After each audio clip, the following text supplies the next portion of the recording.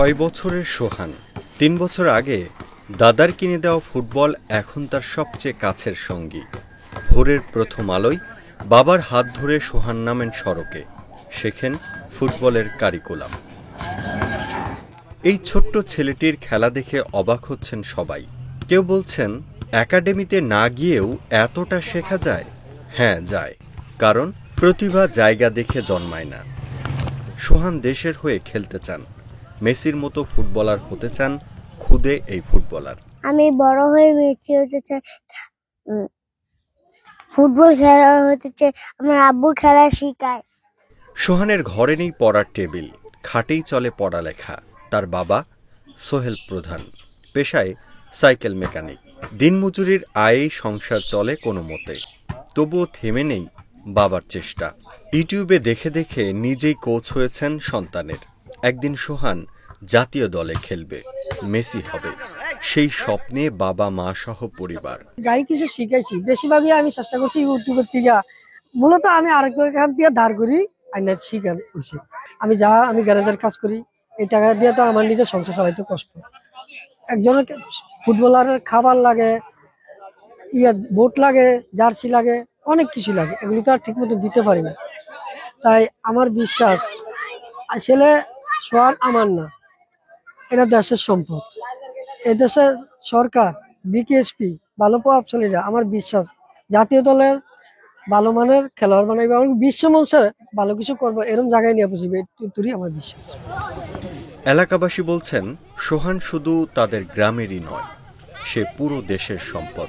একটু সহযোগিতা পেলে পৌঁছাতে পারে অনেক দূরে।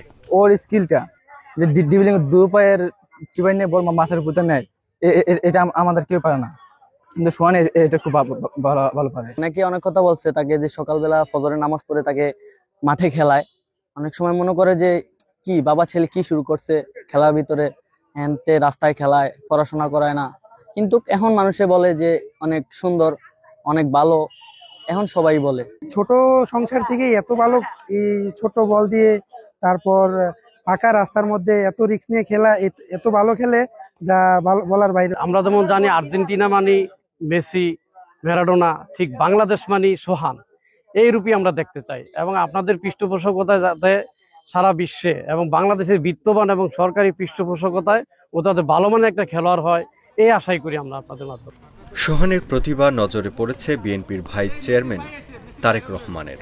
তার পক্ষ থেকে সোহানের ফুটবল খেলার সব খরচ বহনের ঘোষণা দিয়েছেন জাতীয় ফুটবল দলের সাবেক অধিনায়ক আমিনুল হক।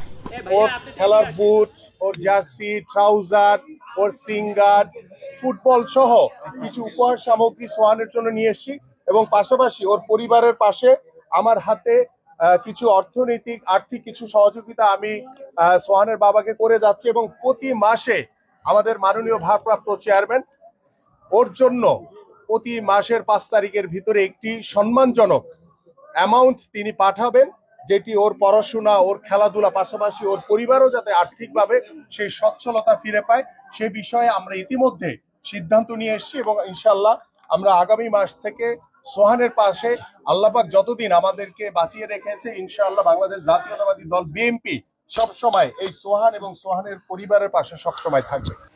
সোহানের গল্প যেন নতুন প্রজন্মের অনুপ্রেরণা হয়। শহর নয়, গ্রামের শিশুরাও যে পারে, সেটাই প্রমাণ করে চলেছেন সোহান। Independent digital.